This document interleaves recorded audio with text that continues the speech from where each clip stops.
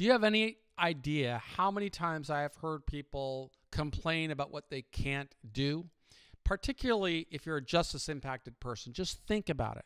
The first step you take a lot of times is you look for a defense attorney. How do you do it? You either go with a federal defender who you don't really have any controls coming in to represent you, or you look on some type of Google search for a defense attorney. You hire them. You're not really intentional about what you're doing. Then when you get that defense attorney, you think somehow that person's going to solve all of your problems. But then you go deeper into the process and into the system, and you realize there's a lot you don't know. And so the question that I have for you is, what are you going to do about it? My name is Michael Santos, and I'm the founder of Prison Professors. It's a program that I created to help all justice-impacted people get the best possible outcome for their life. This has nothing to do with me. I use my journey of going through 26 years in prison as a teaching tool, hopefully inspiring people to realize that even though you're going through the most difficult challenge, you can begin doing something today that will influence a better outcome, regardless of what stage in the journey you're in.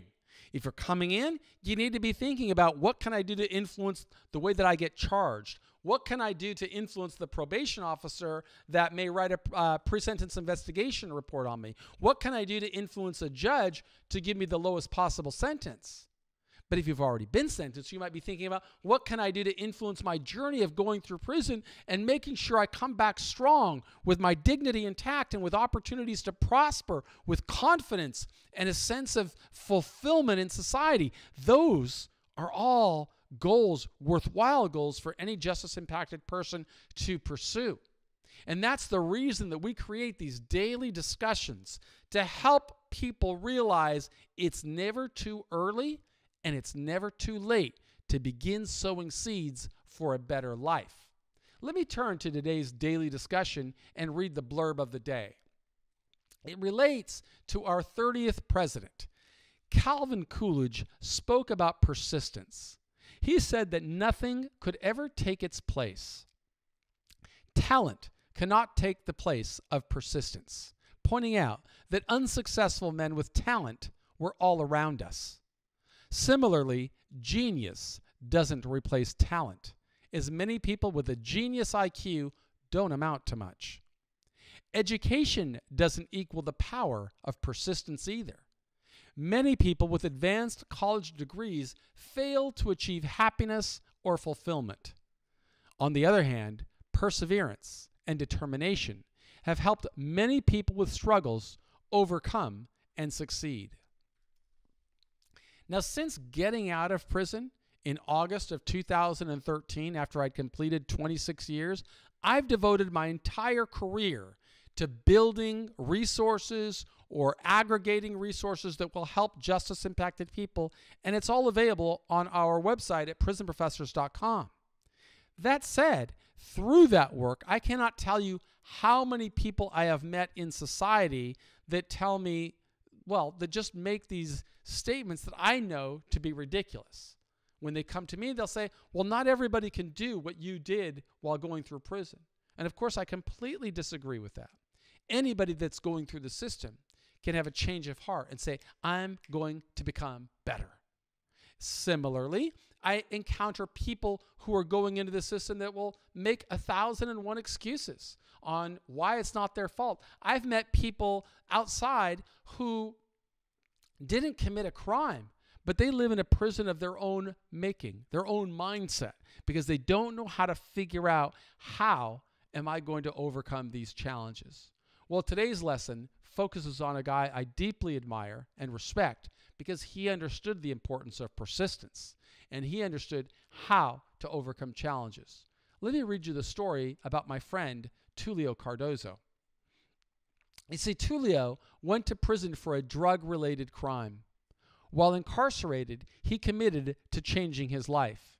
He hated prison, and he knew that he never wanted to return. As I recall, Tulio told me that he served 7 years in the California State's prison system. Within days of my transfer to a halfway house in San Francisco, I met Tulio.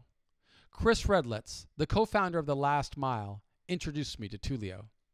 In 2012, when I met Tulio, The Last Mile, an incredible nonprofit organization, was just getting off the ground. The Last Mile existed to help people in prison develop entrepreneurial skills. Today, it empowers imprisoned people by teaching them to develop computer skills. Tulio worked at The Last Mile, and Chris thought he would be helpful to me. We have been close friends ever since. He leads the technology division for our team at Prison Professors. When I went to prison in 1987, the internet did not exist. When I transitioned from prison to a halfway house, I had never sent an email, never used a cell phone. To build my business, I knew that I would need to learn a great deal in a short amount of time. Chris Redlitz told me that Tulio would be able to help me learn. He was right. I asked Tulio how he became a computer maven in such a short amount of time. He finished serving his sentence just a few months before me. Since he served a long sentence for a drug-related offense, Tulio's knowledge about computers, networks, and web pages surprised me. Tulio told me that he trained himself to code computers while serving his sentence, even though he did not have access to a computer. When I asked how he learned, Tulio told me he learned by reading. He ordered books from the library to become familiar with the language of computers. He trained himself to memorize the commands to write computer code. Then he would study the code to ensure he understood every character without referencing his notes. Over the years, Tulio became familiar with understanding the back end of technology, even though he could not access a computer. It sounded like learning how to play tennis by reading about tennis. A person may be unable to master tennis without holding a racket, but persistent reading may accelerate a person's prospects of learning. Tulio's persistence certainly advanced his prospects for success. Despite getting out of prison during the Great Recession, he secured opportunities to earn an income right away. I am grateful for everything he taught me about computers and for providing a great example of how persistence can prepare a person in prison for success. In what ways have your actions from last week shown your persistence? In what ways do your activities relate to the way that you have defined success? What skills can help you develop, regardless of what challenges the institution presents? How can you use time in prison to reach your highest potential?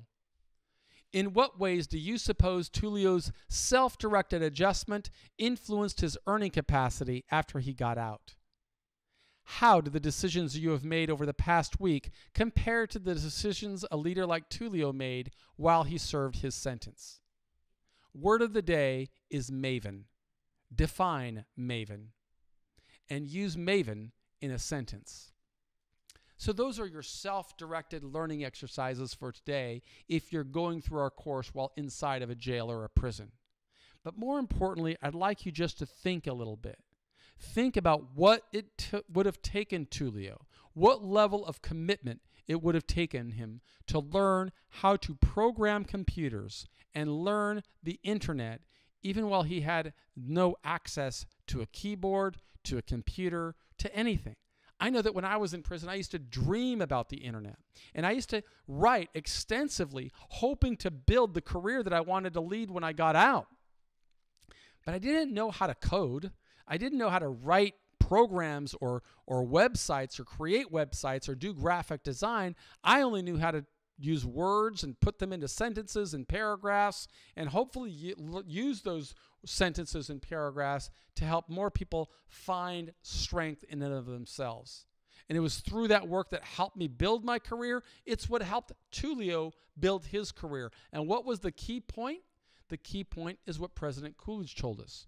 We have to have persistence. How is your persistence today? Do you have the strength? Can you muster it to be strong and get up early in the morning and focus on a goal even when there is not only nobody there to congratulate you, but people to work to obliterate your hope and tell you you can't become anything? That's what strength is all about. When you can figure out how to build something of meaning and relevance and significance, even when you're confined within a system that makes you feel as if you're just a puppet with other people pulling the strings. You've got to be strong enough to say, not me. I will find my way through it.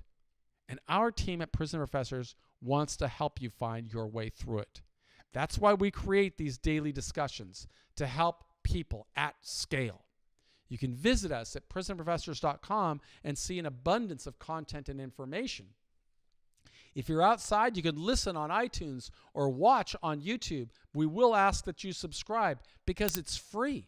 And the more you support our work, the more we can have an impact on the lives of people that are disadvantaged and living in struggle and living in challenge. That's my commitment. I will work hard to create assets and resources to help people, and then I'm going to ask the people that we are striving to help to document their journey and prospects of success, and then we are going to take that and try and influence taxpayers, how to influence legislators and policymakers on what we can do to improve outcomes for all justice-impacted people. That's my commitment. I believe in you. My name is Michael Santos. I'm the founder of Prison Professors, and I want to thank you for being a part of our community.